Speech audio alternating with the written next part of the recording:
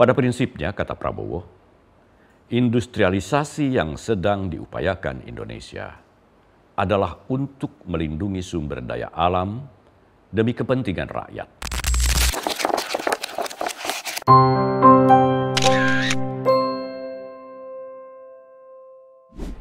Kawan Minmot, kita berjumpa kembali dalam program Kata Minmot.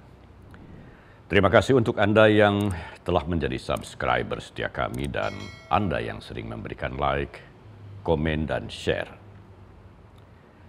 Presiden terpilih Prabowo Subianto sering dicurigai akan mengkerangkeng atau menekan demokrasi. Itu lantaran Prabowo memiliki latar belakang militer yang sangat kuat dan panjang.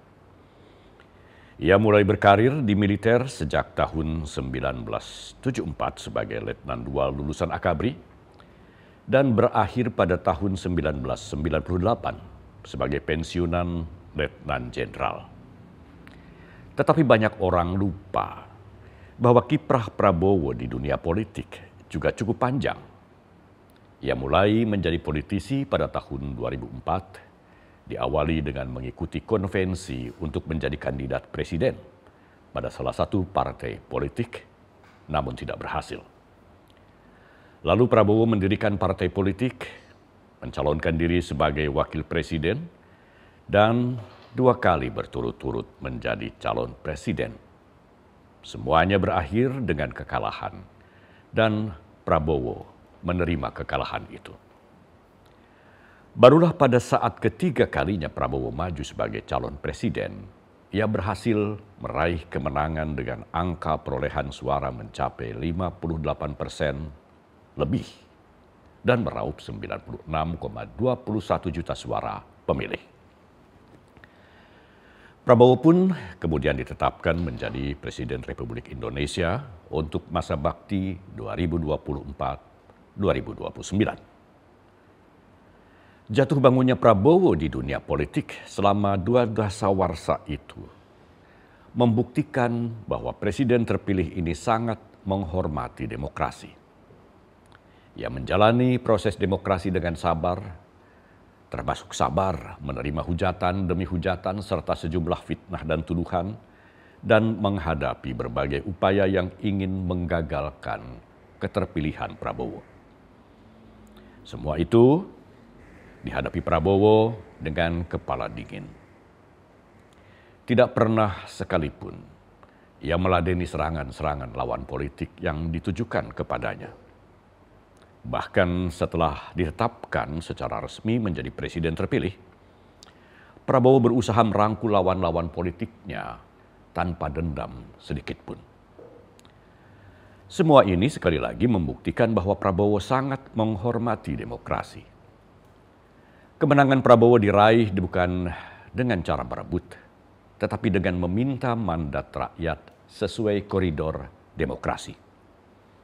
Rakyat Indonesia sudah menyaksikan sendiri proses demokrasi yang mengantarkan Prabowo menjadi presiden.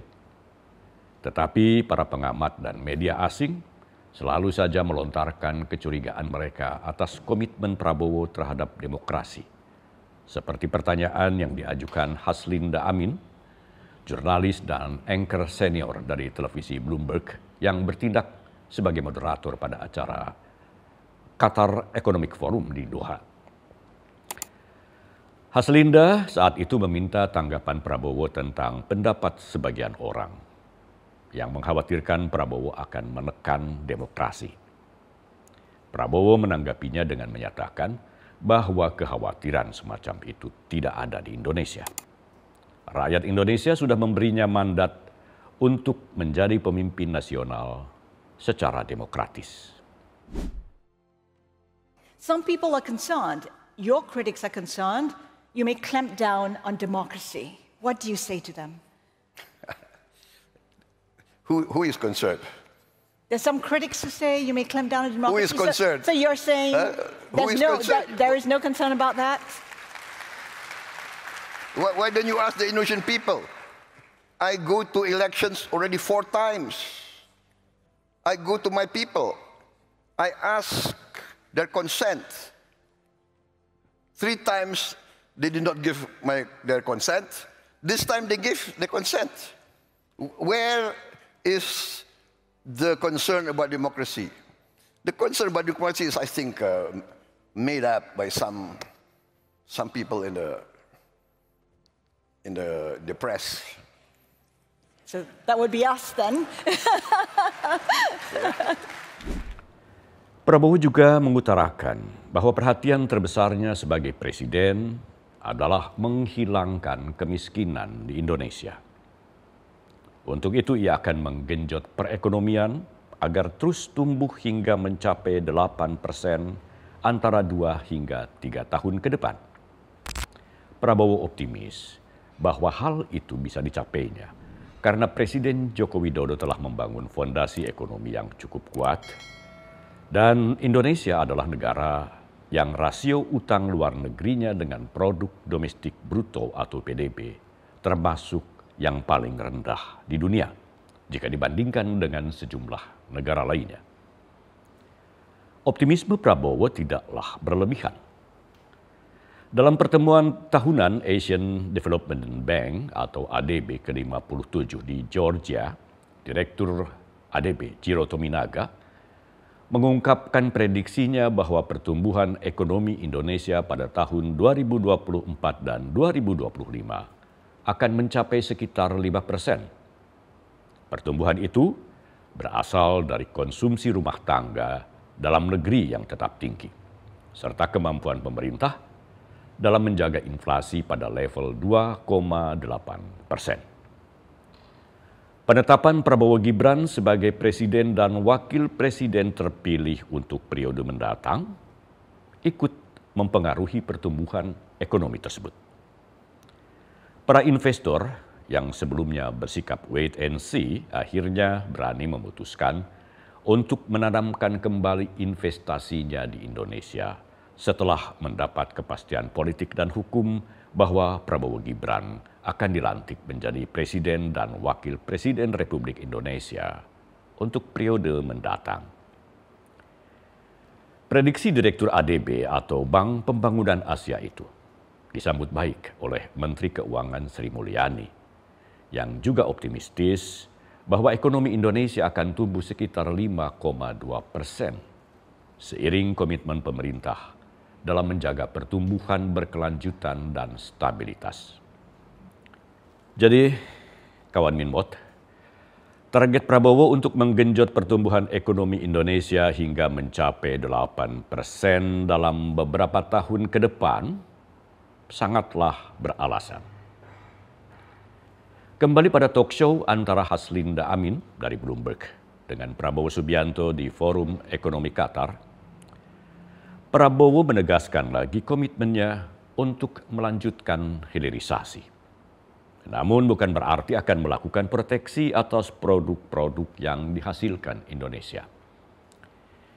Ia hanya akan mengolah bahan-bahan mentah yang berasal dari sumber daya alam Indonesia hingga berbentuk produk jadi dan baru mengekspornya.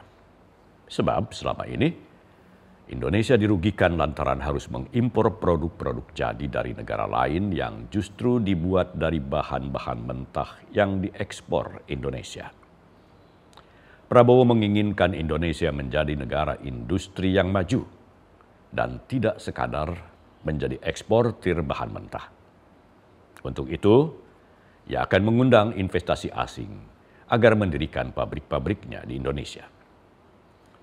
Dalam Forum Ekonomi Qatar itu, Prabowo juga mengutarakan bahwa di tahun pertama pemerintahannya, ia akan memprioritaskan peningkatan pertanian untuk memproduksi bahan-bahan pangan bagi rakyat Indonesia dengan target swasembada pangan. Melalui pertanian ini pula lah swasembada energi akan dihasilkan dengan memproduksi energi hijau yang berasal dari hasil pertanian dan perkebunan, sehingga Indonesia tidak perlu lagi mengimpor bahan bakar minyak. Prabowo mencontohkan, selama ini Indonesia mengimpor diesel dari negara lain senilai 20 miliar dolar Amerika per tahun. Angka ini bisa dihilangkan jika Indonesia berhasil memproduksi biodiesel dari kelapa sawit yang ramah lingkungan. Pada prinsipnya, kata Prabowo, industrialisasi yang sedang diupayakan Indonesia adalah untuk melindungi sumber daya alam demi kepentingan rakyat. Kami harus memperoleh nilai penuh atas semua itu. Kami tidak bisa terus-menerus mengimpor barang-barang industri sepanjang waktu. Itu tidak adil bagi rakyat kami. Begitu ujar Prabowo. Usai kunjungan kerjanya ke Uni Emirat Arab dan Qatar, Prabowo tidak langsung pulang ke Jakarta. Dari Doha, Qatar, Prabowo langsung terbang menuju Sumatera Barat guna memberikan bantuan kepada saudara-saudara kita yang menjadi korban banjir bandang, serta berkoordinasi dengan seluruh aparat pemerintah dan masyarakat setempat yang terlibat dalam penanggulangan darurat bencana. Hal ini sekali lagi menunjukkan kepedulian yang sangat tinggi dari Presiden terpilih Prabowo Subianto atas penderitaan rakyatnya di wilayah manapun di seluruh tanah air. Sampai di sini dulu, kawan Minmot. Jangan lupa subscribe, like, share, dan komen. Sekali lagi, terima kasih untuk kesetiaan Anda. Salam Minmot. Men of our time.